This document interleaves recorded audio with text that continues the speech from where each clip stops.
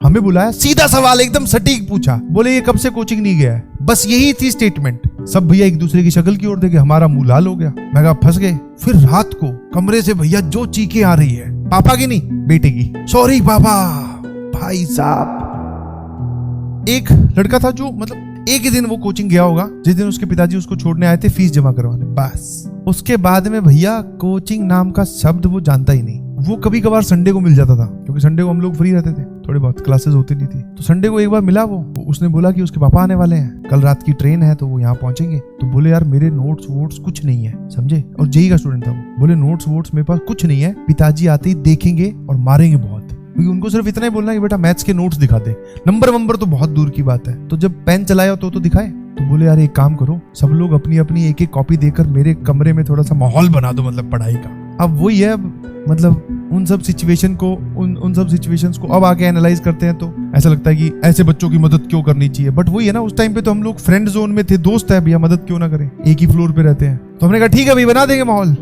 अब उसमें से हम मैक्सिमम तो जेई के थे, बट 2 बच्चे उसमें वो नीट वाले भी रहते थे। तो उसने क्या किया, ये कलाकारी ये वाली जो दरख्वास्त है उनके आगे भी लगाई थी। तो भैया मैथ की कॉपी इकट्ठी कर ली, जैसे हमारे पास मान लो 11th का एक कॉपी भर गई, दूसरी कॉपी चल रही है तो भरी हुई कॉपी उसको दे दी, उसने रख ली भाई। मॉड्यूल इकट्ठे कर लिए। हाँ वो बैग मॉड्यूल कुछ लेने भी नहीं गया, सिर्फ पैसे देने गया था, उसके बाद वापस आ गया। अब उसने क्या किया, बायो वालों से भी कॉपी ले ली, एक जूलॉजी बॉटनी की भी कॉपी फिट करके बैठ गया भैया। जब बोलते हैं ना किस्मत जब आपकी खराब हो, एक नॉर्मल सिचुएशन से भी फंस सकते हैं। अब हुआ क्या, अच्छा उसके पापा ऑब्वियसली पढ़े लिखे थे, मतलब ऐसा नहीं है कि वो गांव के कोई थे, बढ़िया शहर दिल्ली से ही लड़का गया था। वही पिताजी आने का वक्त हुआ तो ऐसा है ना, माहौल बनाओ, आप समझो ना, कॉपी वॉपी खोल के रख रहा है, सामने मॉड्यूल, इधर कॉपी खोल ली। अब कई बार क्या होता है, हम चीजों को फॉर ग्रांटेड ले लेते हैं। बोले पापा आएंगे सिर्फ यही तो देखेंगे बच्चे का माहौल कैसा है। आगे खोल ली उसने HCV फिजिक्स की, ऐसे दीवार के साथ टिका के कि ये सॉल्व कर रहा था। अब समझो ना, पेरेंट्स पापा अब एंटर करने वाले हैं कमरे में, मतलब स्टेशन पे उतर गए हैं, ऑटो करके आ रहे हैं, नीचे आ चुके हैं, वो वाला माहौल है। तो भैया HCV खोल ली,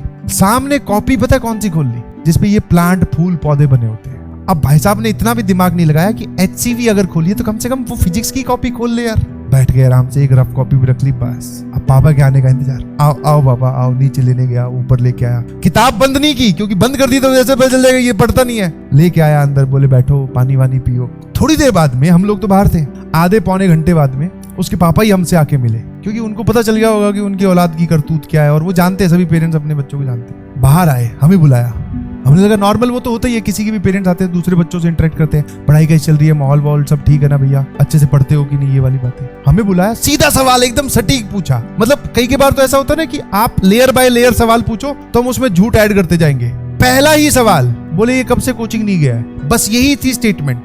बेटा आप क्या करते हो, आपका क्या चल रहा है, वो कुछ नहीं। पहला सवाल क्या, ये कोचिंग कब से नहीं गया? सब भैया एक दूसरे की शक्ल की ओर देखे, हमारा मुंह लाल हो गया। मैं कहा फंस गए। या तो वैसे पूछे कि ये कोचिंग जाता है कि नहीं जाता है, तो इसमें हम थोड़ा कम ज्यादा कर सकते हैं कि हाँ अंकल जाता है। अब उन्होंने सवाल ही एफर्मेटिव सेंटेंस जिसको बोलते हैं, जिसपे आपको हाँ भरनी है, ऐसा पूछा है कि ये कोचिंग कब से नहीं गया है। अपने चुप, आसपास वाले भी चुप। बोले बता दो, कोई दिक्कत नहीं है, बता दो। बोले इसको सुधार दो और कुछ नहीं है, और बोले मुझे कुछ नहीं है, मैं उसको उठा के ले जाऊंगा यहाँ से, बस ये बता दो कि ये कोचिंग कब से नहीं गया। और बोले पता चल जाएगा, मैं तो कोचिंग में जाके ही पता कर लूंगा। अच्छा उस टाइम पे अटेंडेंस मैनुअल हुआ करती थी, मतलब पंच वंच वाला सिस्टम नहीं था कि कार्ड दिया पंच करो वो सब, तो उसमें मैसेज वैसेज भी नहीं जाते थे।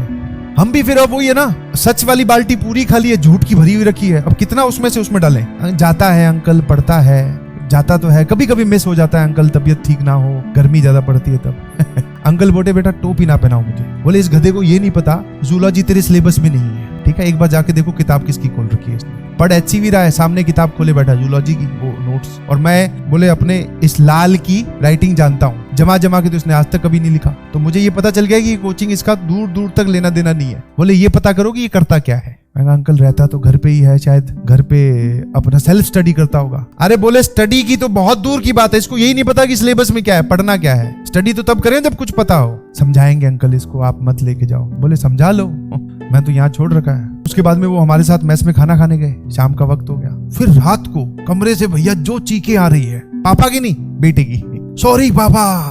भाई साहब नहीं पापा, आगे से नहीं हो। पापा बोल रहे हैं बेटा तू पीछे से भी कभी नहीं कर पाएगा।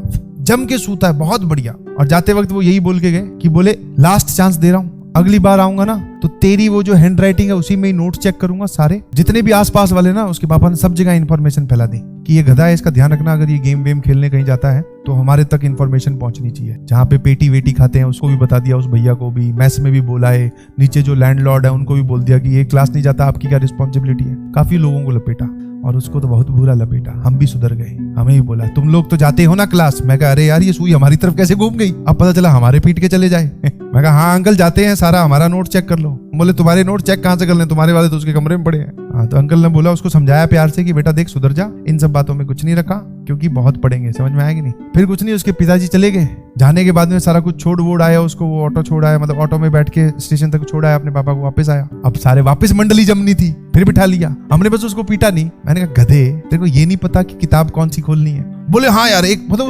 उसको अब अपने पुराने एक्शंस को ऐसा नहीं है, मतलब उसके मन में कोई गिल्ट हो कि अरे यार अब पढ़ेंगे, ऐसा कुछ नहीं। बोले हाँ यार थोड़ी सी मिस्टेक होगी, बस वो फिजिक्स की कॉपी होती है ना, बच जाते हैं अपने। और जो अल्टीमेट सवाल आपके दिमाग में आ रहा है कि वो सुधरा कि नहीं सुधरा। वो उस इंसिडेंट के बाद में तो नहीं सुधरा, वो सुधरा किसी और इंसिडेंट के बारे में। वो इंसिडेंट बाद में शेयर करेंगे कि वो कब सुधर गया था। हाँ सुधर गया मतलब पढ़ना स्टार्ट कर दिया था अपने हिसाब। एक बोला जब लड़की छोड़ के गई, भाई साहब वो कंप्यूटर के आगे से हिलता नहीं था। Stay tuned for part 2। This is my genuine request. आप इतनी सारी बातें मानते हैं अपने टीचर्स की, मैं एक बोलूंगा कि एक बात और मानना स्टार्ट कर दीजिए। अभी टाइम है, करीबन आपके पास 2 महीने